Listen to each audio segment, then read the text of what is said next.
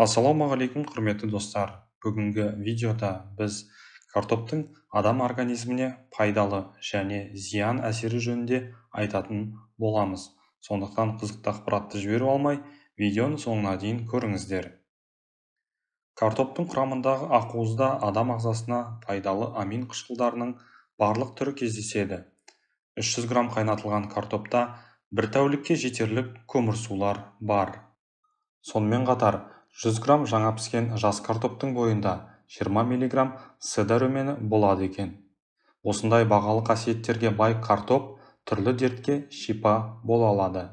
Құрметті достар, осы айдың аяғына дейін каналымызды 50 мың жазылушыға дейін жеткізуді жоспарлап отырмыз. Сондықтан видеоға лайк басуды, каналға жазылуды және қоңыраушаны басуды, видеоны достарыңызға, туыстарыңызға жіберуді ұмытпағайсыз. Сіздердің кішкене ғана әрекетіңіз біздерді жаңа пайдалы видеоларды сіз үшін шығаруға шабыттандырады.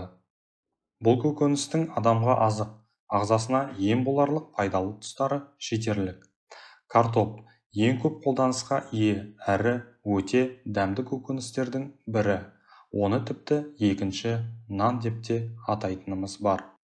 Ол С, H, ПП және В тобындағы дәрумендермен калий, кальций, магний, мыс, мырыш, марганец, темір, хлор, йод, фтор және фосфор элементтеріне бай. Картоп қан қысымына ем.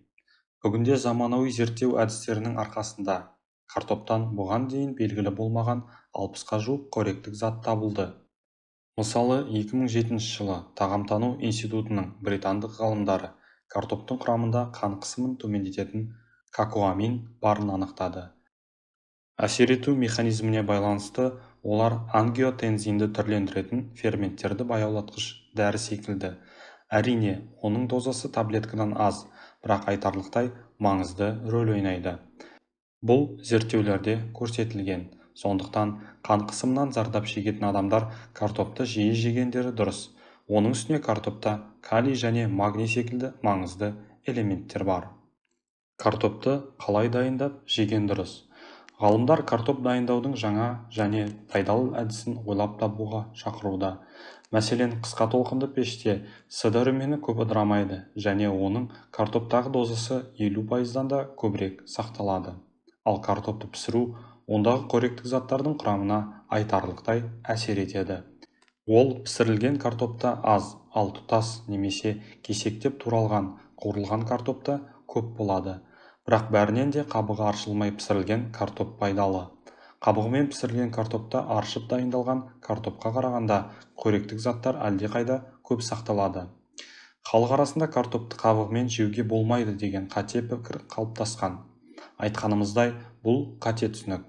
Кезінде Америкадан әкелінген картоппен алғаш танысқан еуропалық аристократтарға тән.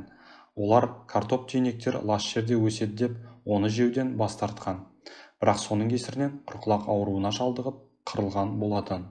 Шындығында картопты қабығымен пайдаланса, оның пайдасы әлдеқандай көп болады. Тек картоптың түйнегін щеткамен ысқылап, жақсылап жуу керек. Картопта ең қауіптісі крахмал саналады. Пісіру кезінде ол ішекте глюкозаға дейін бөлініп, қанға тез сіңіп кететін жеңіл сіңірілетін түрге ауысады. Ал бұл артық салмақ қосуға ықпал етеді. Дегенмен, мұндай әсерді екі жолмен төмендетуге болады.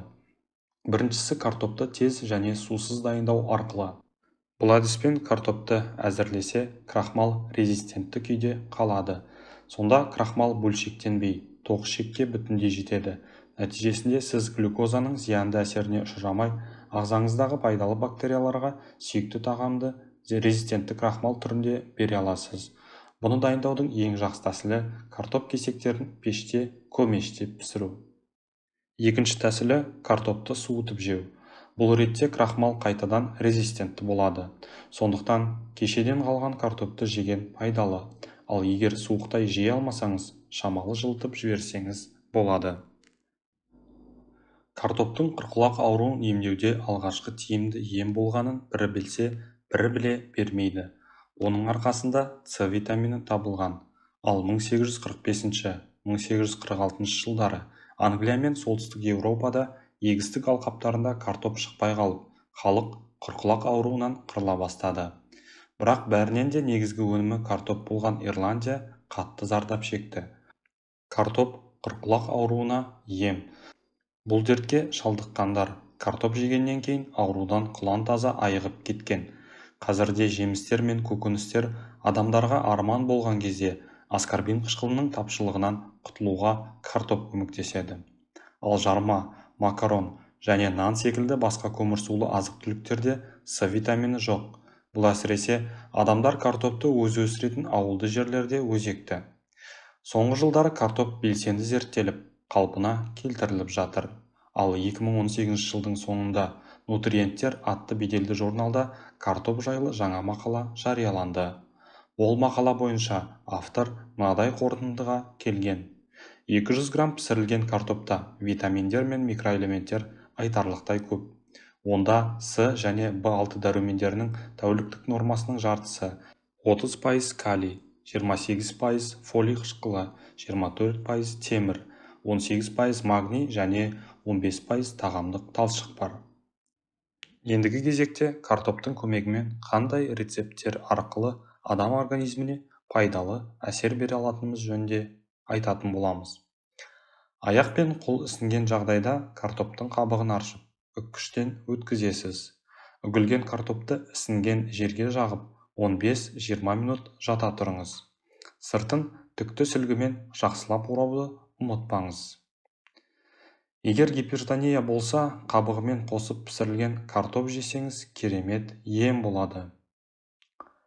Остеохондроз дертінде картоптан дайындалған компресс ауырсынуды басады.